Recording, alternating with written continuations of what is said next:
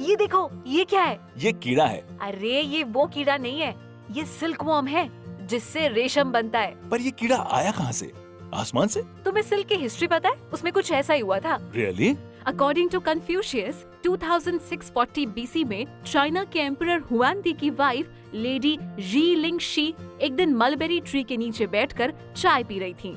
उसी दौरान एक सिल्क कोकून ऊपर से उनके चाय के कप में गिरा और उन्होंने नोटिस किया कि वो कीड़ा एक चमकीले धागे में उलझा हुआ है। जब उन्होंने उस धागे को कीड़े से अलग करना चाहा, तो ये देखकर वो हैरान रह गयी कि वो शिमरिंग थ्रेड कीड़े के पेट से निकल रहा था। तब उन्हें एक आइडिया आया कि क्यों ना इस खूबसूरत रेशे से कपड़ा बनाया जाए। इसके बाद ही एम्परर हुआनदी ने जल्दी ही सेरीकल्चर डेवलप किया। जैसे एग्रीकल्चर होता है, वैसे सेरीकल्चर यानी कि सिल्क वॉर्म्स को पालना केवल सिल्क बनाने के लिए। उस रेशे को जोड़ कर धागा बनाया गया, फिर धागे से बुनाई का काम स्टार्ट हुआ। इसलिए सिल्क की डिस्कवरी का क्रेडिट लेडी जी लिंग शी को जाता है। तो चाइना ही है वो देश जिसने दुनिया को सिल्क दिया। हाँ और ना। मतलब ये थोड़ा कंफ्यूजिंग होता जा रहा है। बहुत सारे आर्कियोलॉजिस्ट का मानना है कि इंडस वैली सिविलाइजेशन में 2800 से 1800 BC में सिल्क का कल्टीवेशन होता था, लेकिन इंडस वैली सिविलाइजेशन के एंड के साथ ही सिल्क कल्टीवेशन का मेथड भी चला गया। इसके बाद 2000 साल तक सिर्फ चाइना की मोनोपोली रही सिल्क पर। लुक्स लाइक सिल्क बहुत वैल्यूएबल रहा होगा चाइनीज के लिए। चाइना अपने सिल्क बनाने के तरीके को सुपर सीक्रेट रखना चाहता था। सिल्क बनाने का राज किसी भी देश को नहीं पता चल पाता था और इस राज को खोलने की कोशिश करने वालों को मौत की सजा होती थी। ओह, रियली? तो सिल्क बनाने का तरीका चाइना से दूसरे देशों में गया कैसे? सिल्क वॉर्म को चाइना से बाहर 440 AD में ले जाया गया। उस समय की चाइनीज प्रिंसेस जिसकी शादी सेंट्रल एशिया खोतान के प्रिंस से हुई थी, उसने सिल्क वॉर्म की स्मगलिंग की थी। वो अपने बालों में सिल्क कोकून्स को छुपा लेती थी और अपने अडॉप्टेड कंट्री में ले जाकर दे देती थी। ओह, वेरी स्मार्ट। वैसे भी उस वक्त चाइनीज हेयर स्टाइल बड़ी ही अजीब और गरीब होती थी। वैसे एक और कहानी भी है सिल्क वॉर्म के चाइना से स्मगल होने की। ओह, कहानी में ट्विस्ट। काइंड ऑफ 552 CE में बाइजेंटाइन एम्परर जस्टिनियन ने अपने 2 मॉन्क्स को चाइना भेजा और उन मॉन्क्स ने सिल्क वॉर्म के अंडे बैम्बू में छुपा के चाइना से स्मगल आउट कर लिया। यही नहीं, जापान की लोक कथाओं में इंडिया और सिल्क से रिलेटेड एक बड़ी इंटरेस्टिंग कहानी है। कहते हैं कि इंडिया की एक राजकुमारी की सौतेली माँ ने उसको शहतूत यानी मलबेरी के तने में बांधकर समंदर में फेंक दिया था। वो तना तैरता हुआ जापान पहुंच गया और उसने जड़ पकड़ लिया। फिर 1 से 2 और 2 से 3 कई वृक्ष बन गए शहतूत के। भगवान ने उस प्रिंसेस पे तरस खाके उसको सिल्क वॉर्म बना दिया और ऐसे हुआ जापान में सिल्क का कल्टीवेशन शुरू। ओह, तो ऐसे टूटी चाइना की मोनोपोली सिल्क बनाने पे। सिल्क का व्यापार समुद्री रास्ते से होता था। रोमन एम्पायर सेंट्रल एशिया के सिल्क रूट से बैरिगाजा बारबैरिकम और इंडिया के वेस्टर्न कोस्ट तक जोड़ना चाहते थे। यानी रेशमी रुमाल का किस्सा बहुत पुराना है, पर सिल्क का इंडिया से रिश्ता कैसे जुड़ा?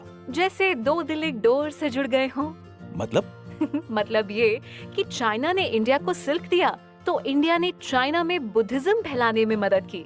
2nd सेंचुरी BC में मौर्य डायनेस्टी के एम्परर अशोका ने 268 से 239 BCE बुद्धिज्म अपनाया। फिर उन्होंने बुद्धिज्म फैलाने के लिए अपने दूत को चाइना भेजा।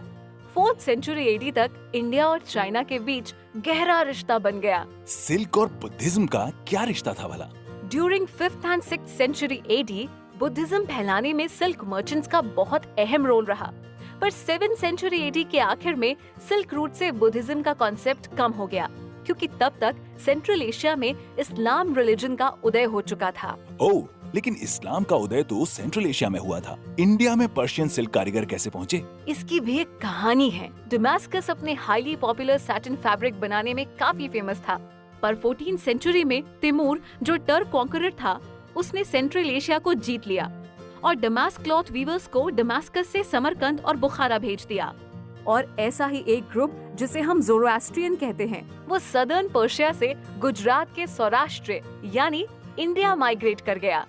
फिर इंडिया में उन्हें पारसी के नाम से जाना जाने लगा। फिर इंडिया में सिल्क का कारोबार किसने आगे बढ़ाया? 1572 AD गुजराती वीवर्स को रॉयल वर्कशॉप में लाने का पूरा क्रेडिट एम्परर अकबर को जाता है। अच्छा, अकबर का सिल्क की पॉपुलैरिटी में भी हाथ था। हाँ, मुगल पीरियड में सिल्क इंडस्ट्री को स्पेशल एनकरेजमेंट मिला और सिल्क क्लॉथ पंजाब में बनाया जाने लगा। अकबर ने ही ईस्ट तुर्किस्तान से सिल्क के कारीगरों को लाके कश्मीर में बसाया था। मानना पड़ेगा, अकबर बहुत विजनरी थे। हाँ, लेकिन इंडिया में first modern silk textile mill east India company ने हावड़ा में 1832 में स्टार्ट की थी। बाद में दो नई फैक्ट्रीज कर्नाटका में 1845 में और 1895 में कश्मीर में स्टार्ट किया था। लेकिन 1875 से 1915 तक सिल्क इंडस्ट्री काफी पीछे चली गई थी पेब्राइन डिजीज के कारण, जिससे रॉ सिल्क वर्म क्रॉप का बहुत लॉस होने लगा था। फिर ब्रिटिश राज ने इसे अपने कंट्रोल में ले लिया। तो क्या ये इंडस्ट्री भी इंपीरियलिज्म की शिकार हो गई? सरप्राइजिंगली नहीं। आज इंडिया में सिल्क इंडस्ट्री लगभग 52,360 विलेजेस में फैली हुई है और 7.6 मिलियन लोगों को सिल्क इंडस्ट्री से रोजगार मिला हुआ है। इतने लोग जुड़े हुए हैं, हमें तो पता ही नहीं था। बाय द वे, पता है आज चाइना के बाद इंडिया वर्ल्ड का सेकंड लार्जेस्ट सिल्क प्रोड्यूसर और एक्सपोर्टर बन गया है। वर्ल्ड का 78% सिल्क चाइना में और 18% इंडिया में मैन्युफैक्चर होता है। अब India European countries, African countries और मिडिल ईस्ट में सिल्क एक्सपोर्ट करता है। वाकई सिल्क ने तो इंडिया की शान और शौकत बढ़ा दी। अब तुम्हें सिल्क का इंडिया के साथ रिश्ता समझ आया? देखा किस तरह से एक सिल्क वॉर्म ने इंडिया ही नहीं बल्कि पूरे वर्ल्ड को एक धागे में पिरो दिया।